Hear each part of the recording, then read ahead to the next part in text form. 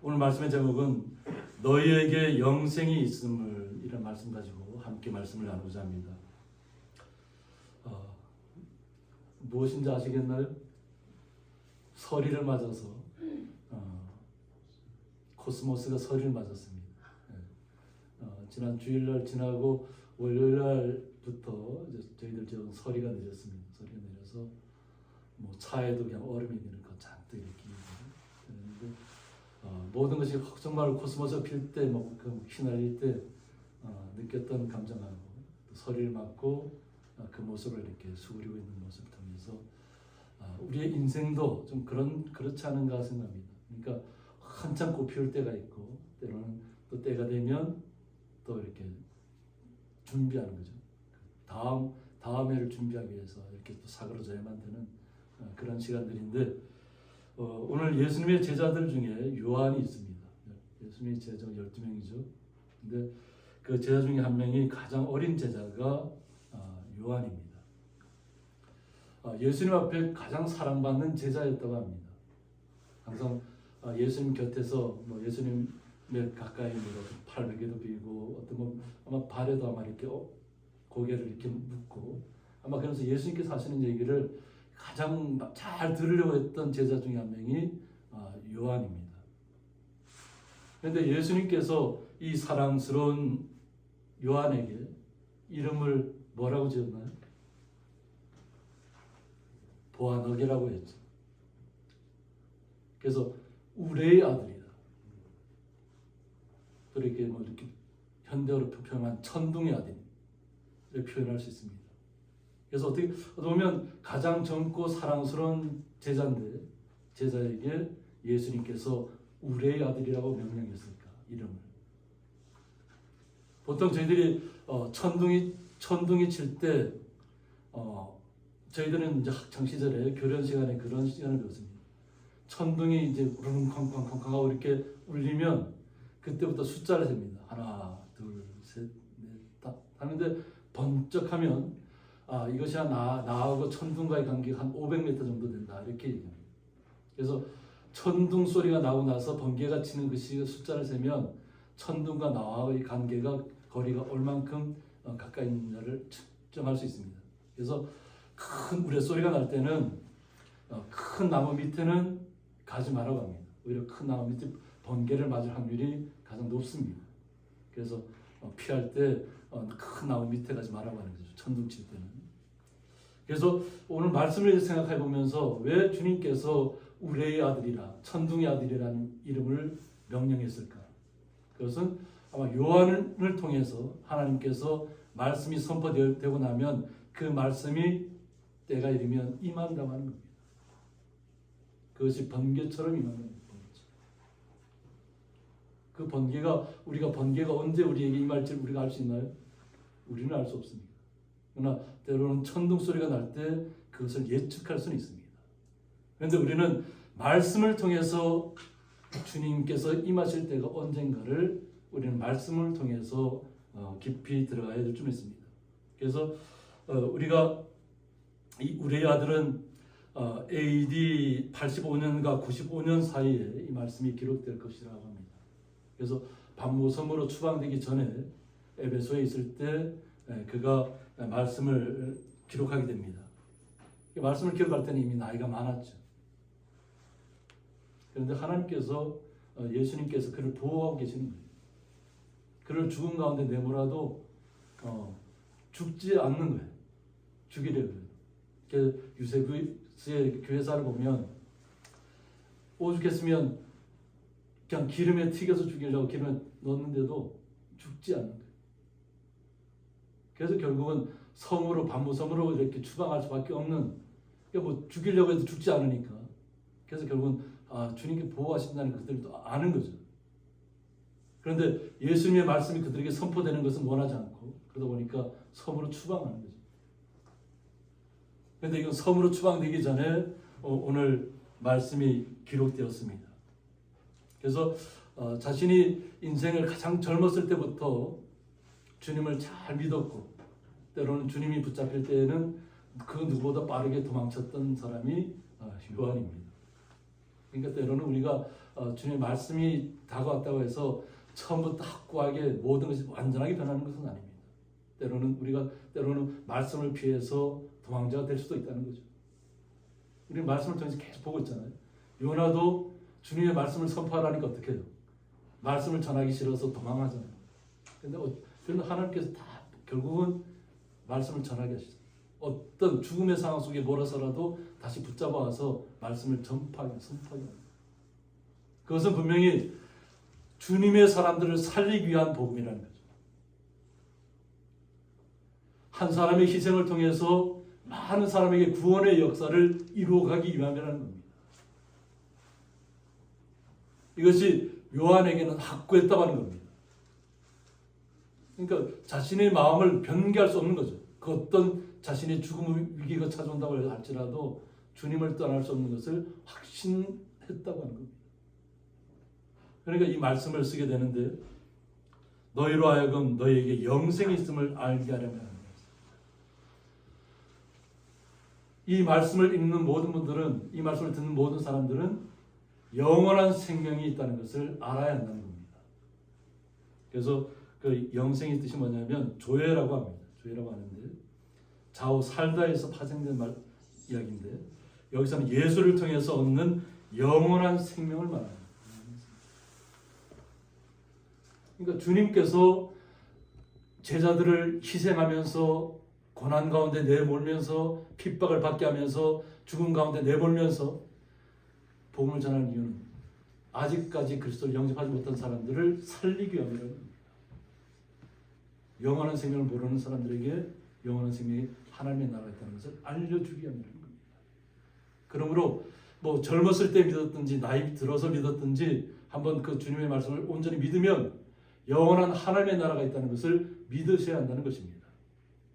그래서 그를 향하여 우리가 가진 바 담대함이 이것이라고 했는데 그의 뜻대로 무엇을 구하면 들으심이라고 했습니다. 그러니까 우리의 생각대로 이루어달라는 것이 아니라 주님의 뜻에 합당하게 우리가 구하면 주님께서는 반드시 우리 기도를 들어주신다는 겁니다. 그러니까 우리가 세상적인 부귀 영화를 누리기 위해서 나에게 세상적인 권력을 누리기 위해서 하나님 앞에 간구하면 그건 주님의 뜻에 합당한 반대이죠. 그런데 온전히 주님의 나라를 체험하고 주님의 앞에 온전한 사랑을 나타내기 위해서 나타난다면 하나님께서는 정치적인 부분에도 들어가게 할 것이고 경제적인 부분에도 들어가게 하실 것입니다. 그것은 주님의 뜻을 그 안에서 나타내기 위해서는 그렇게 사용하신다는 거죠. 그런데 자기의 어떤 개인적인 부와 명예와 권력을 위한다면 그건 주님의 뜻하고는 맞지 않는다는 겁니다. 왜냐하면 부와 권력은 우리가 항상 알고 있는 것처럼 10년을 넘어가지 못한다는 거예요. 그러니까 세상적인 것에 너무 매이지 말라는 겁니다. 세상적인 부가 한꺼번에 다 들어왔다고 해서 그것을 다 누리냐면 다 그렇지 않다고 합니다. 오히려 그 부 때문에 자신의 삶이 망가지는 경우가 이 땅에 너무나도 많이 있어요. 그러니까 주님의 뜻 안에서 구하는 것은 주님께서 다 이루어 주신다는 겁니다. 나의 유익을 구하는 것이 아니라 주님께서 원하시는 뜻이 무엇인가를 우리의 삶 속에서 한번 찾아보시기 바랍니다. 주님께 나에게 원하시는 것이 무엇일까? 우리의 삶의 현장에서 그 속에서 주님께서 나에게 주신 뜻은 무엇일까? 오늘 집사님의 기도를 통해서도 그 부분이 드러나서 우리는 복음을 증거하는 사람. 그런데 그 복음을 말로만 하는 사람이 아니라 우리의 삶으로 보여주는 사람. 이것을 오늘 요한이 그렇게 하고 있다는 겁니다. 그래서 요한은 자신이 나이가 들었음에도 불구하고 주님의 뜻은 자신에게 확고하다는 거죠. 변함이 없다는 거죠. 그러니까 생명에 대한 것은 두려워할 이유가 없잖아요. 그들이 아무리 죽이려고 해도 죽지 않는 사람이 요한이니까. 그러니까 생명은 하나님이 데려가시기 전까지는 그 어떤 누구도 주님의 사람들을 건들 수 없다는 거예요. 우리는 성경에서 그런 일들을 계속 보고 있잖아요. 욥을 통해서도 욥의 모든 몸을 다 망가뜨려도 그의 마음만은 주님을 향한 마음만은 변하지 않는다는 거예요. 그러므로 우리가 무엇이든지 구하는 바를 들으시는 줄은 안주 우리가 그에게 구한 그것을 얻은 줄을 또한 아느니라고 했습니다. 우리가 주님 앞에 구한 것은 이미 받은 줄 알라고 하는 것입니다. 그래서 주님 앞 우리가 기도할 때 주님께서 우리에게 말씀하시는 게 뭐냐면 중언부언하지 말라는 겁니다. 같은 얘기를 계속하고 또 하고 계속 하나님 앞에 들어달라고 얘기하고 그 받을 이미 주님의 말씀 우리에게 임한 줄은 모르고 우리의 삶 속에서 주님의 말씀 임한 것을 뭔가를 찾아서 나가야 되는데 그것은 생각하지 않고 계속 구하는 것만 똑같은 거 반복. 똑같은 얘기를 계속 더 많이 하면 더 많이 들어줄까요? 주님의 뜻에 합당하다면 단 한마디 신음소리라도 주님께서는 듣고 응답하시는 줄 믿습니다. 그러므로 주님의 나라를 확고하게 우리의 마음속에 모시고 있다면 영원한 생명을 얻었다는 것이죠. 우리가 이 땅에 살면서 주님께서 우리에게 임하면 우리는 주님과 함께 영원토록 동행하며 살아가는 것입니다. 그러니까 하나님의 나라에 대한 생각에 한치도 우리는 떨어져서는 안 된다는 것입니다. 요한이 그랬다는 것입니다. 그런데 요한은 특별히 자신이 이 땅에서 복음을 전하면서 느끼는 것이 있습니다. 그것은 뭐냐면 누구든지 형제가 사망에 이르지 않은 죄 범하는 것을 보거든. 우리가 이 땅에 살아가면서 우리의 형제들도 죄를 범한다는 겁니다. 그러면 보통 우리들은 뭐 형제와 다투거나 싸우거나 나와 맞지 않으면 어떻게 배척하잖아요. 그래서 기독교인들이 크리스찬들이 한번 성도 간에 서로 싸움이 벌어지면 그 누구도 말리지 못한다는 거예요. 왜? 그냥 자신만 옳고 상대방은 틀렸다고 생각하기 때문에. 그런데 우리는 주님의 말씀 속에 들어가 봐야 될 줄 믿습니다. 사망에 이르지 않은 죄가 있다는 거예요. 사망에 이르는 죄가 있습니다. 그것은 뭐 하나님을 떠나거나 하나님을 믿지 않거나 하나님을 신뢰하지 않고 하면 그것은 사망에 이르는 죄죠. 영원한 사망에 이르는, 그것도 영원한 형벌을 받는 그런 죄인데 그렇지 않은 죄가 있다는 거예요. 용서할 수 있는 죄들이 많다는 거예요. 그러면 그런 죄들이 발견되었을 때는 구하라고 먼저 손을 내밀라는 겁니다. 결국 보통 우리들이 느끼는 바는 권면을 하면 보통 그럽니다. 상대방이 먼저 나한테 와서 뭔가 손을 내밀면 내가 풀겠다는 얘기를 많이 합니다. 그런데 내가 먼저 손 내밀겠다는 얘기는 안 해요. 그런데 오늘 뭐라고 해요? 구하라는 겁니다. 그럼 결국 뭐냐면 내가 먼저 손을 내밀라는 겁니다. 지난주에도 제가 말씀했지만 우리는 저주를 하는 사람이 아니라 축복하는 사람이라고 했잖아요. 축복하는. 그러면 주님께서 결정하신 문제. 그것을 받아들이면 그 회복되고 다시 축복의 사람으로 돌아오지만 만약 그것을 거부하고 돌아오지 않고 계속 배척하고 멸치하고 싸움을 일으키면 그건 주님이 하실 일이에요. 그래서 숯불을 그 머리에 얹어 놓는 것이라고 말씀에서 이야기하고 있잖아요. 그런데 우리 성도들이 할 역할은 뭐냐면 구하는 역할입니다. 생명을 살리는 역할이에요. 무언가 잘못된 것이 나타났다 할지라도 그것이 사망에 이르는 죄가 아니라면 구하라는 것, 먼저 손을 내밀라는 겁니다. 그리하면 사망에 이르지 아니하는 범죄자들을 위하여 그에게 생명을 주시려 했습니다. 그리하면 생명을 주시겠다. 그러니까 보면 요한의 말씀이 우리 성도들에게 다가오는 것이 뭐냐면 우리 성도님 한 분을 통해서 생명의 손길로 나타난다는 거예요. 우리가 그 생명을 구한다는 것이 아니라 내가 그를 위해서 헌신하고 그를 끄집어 내주었더니 하나님께서 그에게 생명을 주신다는 거예요. 그래서 죄를 범한 데서 끄집어 내겠다는 거예요. 그리고 성도들의 역할이 그만큼 중요합니다. 성도들의 기도 한마디가 소중한 겁니다. 그러니까 기도 한마디를 하더라도 정신 차리고 하셔야 됩니다. 만약 우리가 저주하는 기도를 하면 그 저주가 나에게 임할 수도 있다는 것을 잊지 마시기 바랍니다. 오히려 우리가 축복할 때 우리에게 축복이 임하고 상대방에게도 축복이 임하고 만약 그것을 상대방이 받아들이지 않으면 그것은 하나님이 결정하시는 일이에요. 우리가 결정하는 일이 아니에요. 그러므로 우리가 동일하게 같이 죄를 범해서는 안 된다는 거예요. 그러니까 주님께서 우리에게 요한을 통해서 하신 말씀이 뭐냐면 죄를 범한 사람이 두 명 있잖아요. 형제들 간에.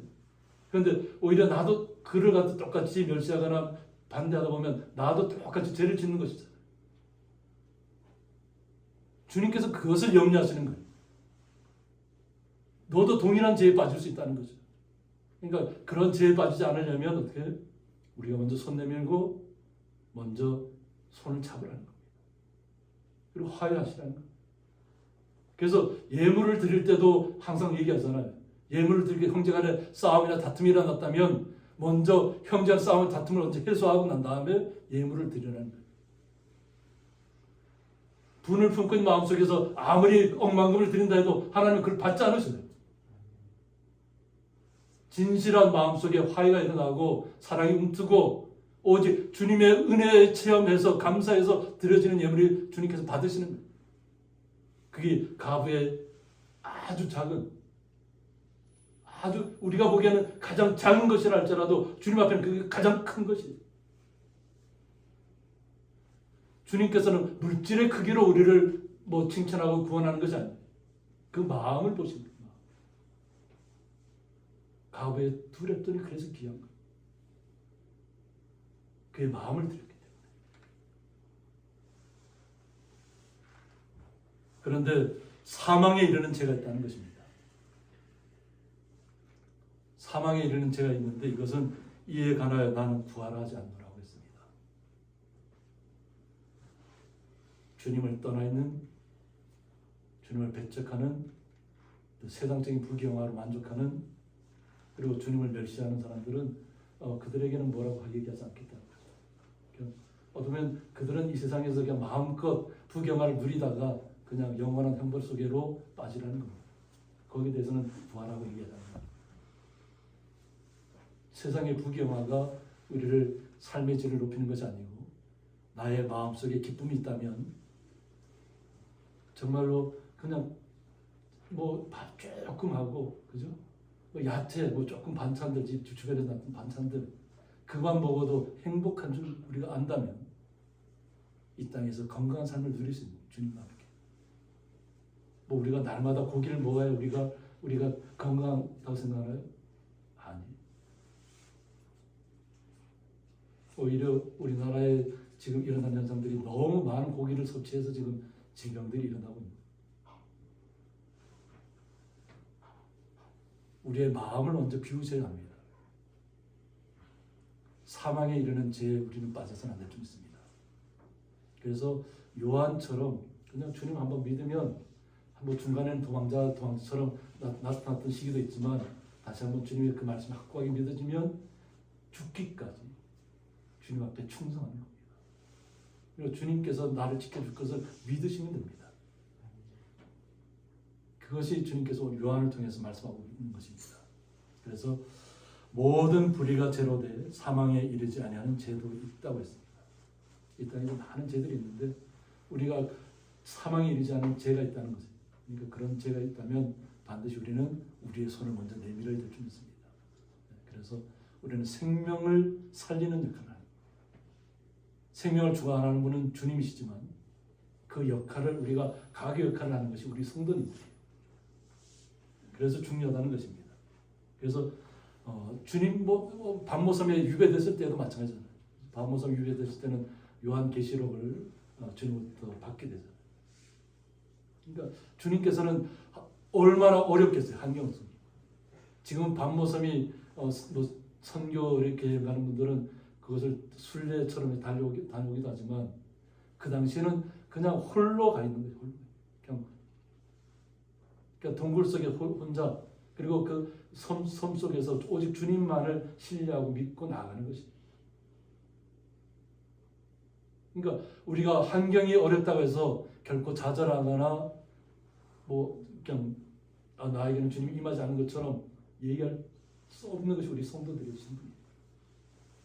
성도들에게는 언제든지 주님이 함께하고 있다는 것이에요.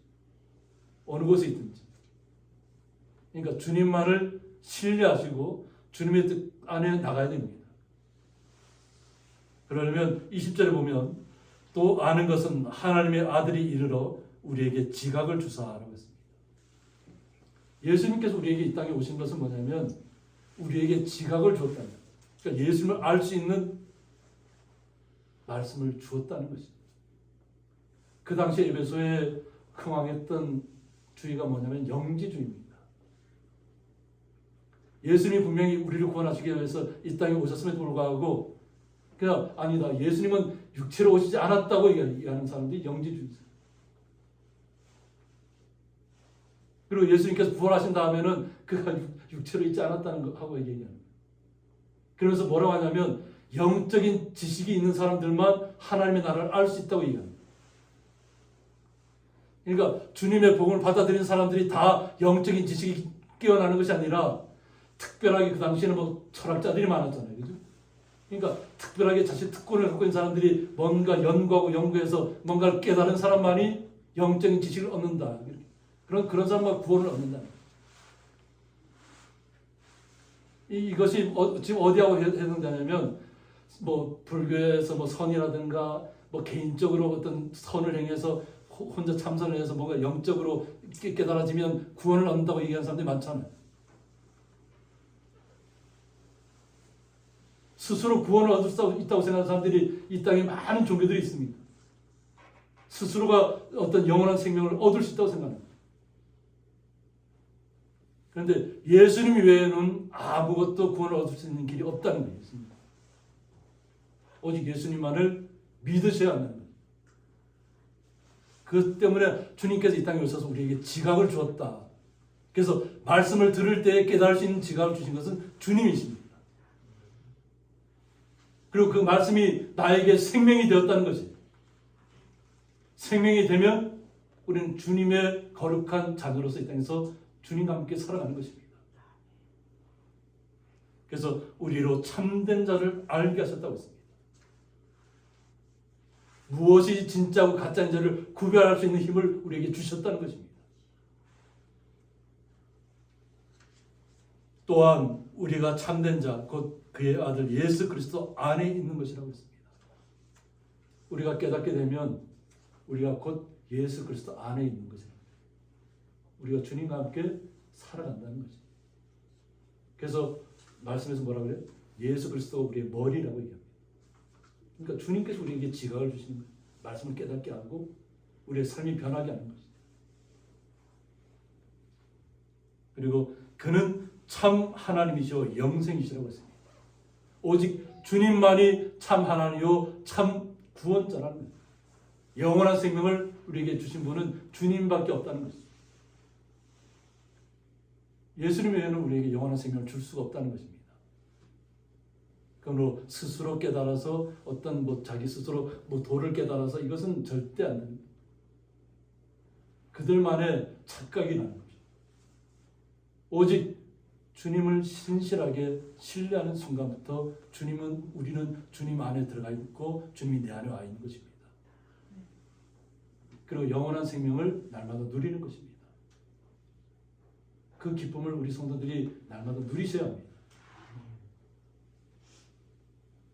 그래서 21절에 보면 자녀들아 너희 자신을 지켜라고 했습니다. 이제 지각을 주셔서 우리가 그리스도 안에 들어가 있다는 것이잖아요. 그러면 우리가 온전하게 깨달았다는 얘기잖아요. 그러면 이제 이 땅에서 해야 할 일이 있다는 거예요. 자신을 지켜야 한다는 것이죠. 이 땅에 얼마나 많은 우리를 유혹하는 일들이 너무나도 많이 있습니다. 그 속에서 우리를 지켜내려면 우상에게서 멀리하라고 했습니다. 우상에게서 멀리하라. 그래서 우상은 여기서 뭐라고 하면 에이돌론이라고 해서 에이도스 모양 형상에서 파생됐고 사람이 숭배하기 위해 만든 형상뿐만 아니라 하나님 위에 마음속에 간절히 사모한 생각이나 사상을 가리킨다고 했습니다. 사람이 스스로 만들어 놓고 그것을 숭배하고 있다는 거지. 그래서 그것이 우상이라는 겁니다. 그리고 어떤 잘못된 사상이 있잖아요. 공산주의 사상이라든가 어떤 사상이 와서 자기를 지배하면 많은 사람들이 변화를 겪습니다. 저희들이 제 주변에도 그런 사람들이 많아요. 학창 시절에는 아무렇지 않게 잘 살았던 사람인데 어느 날 갑자기 데모하는 데 가서 막 하고 또 그러다 보니까 사람들이 막 이렇게 영웅처럼 막 받들어주고 하니까 그것이 최고인 줄 알고 그냥 거기에서 막 앞장서다가 자기의 삶이 파괴되는 사람들이 너무 많아요.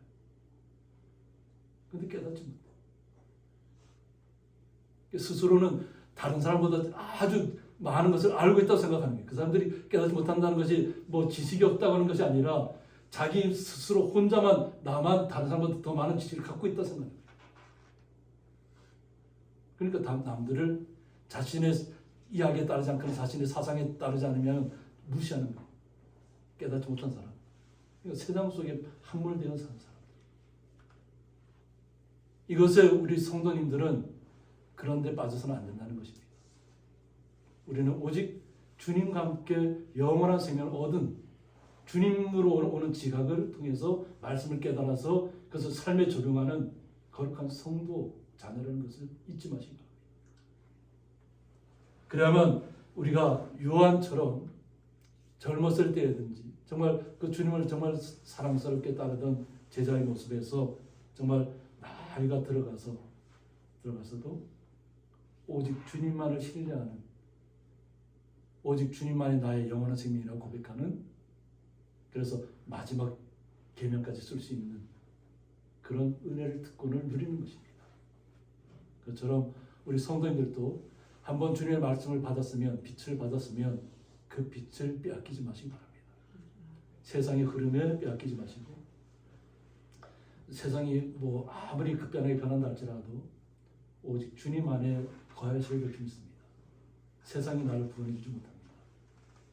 오직 주님만을 말씀을 신뢰하고 주님께서 나를 지켜주실 것이고 나를 영원한 생명 가운데로 이끄신다는 것을 믿으시고 확신하시고 날마다 삶 속에서 기쁨 가운데 날마다 그 기쁨을 감사함으로 날마다 선한 뜻으로 나타내시기를 주님의 이름으로 축원드립니다. 한번 기도하겠습니다. 너희에게 영생이 있음을 알게 하려 함이라는 말씀을 통해서 저희들이 더욱더 깊이 주님의 말씀을 깨닫게 하시니 감사합니다.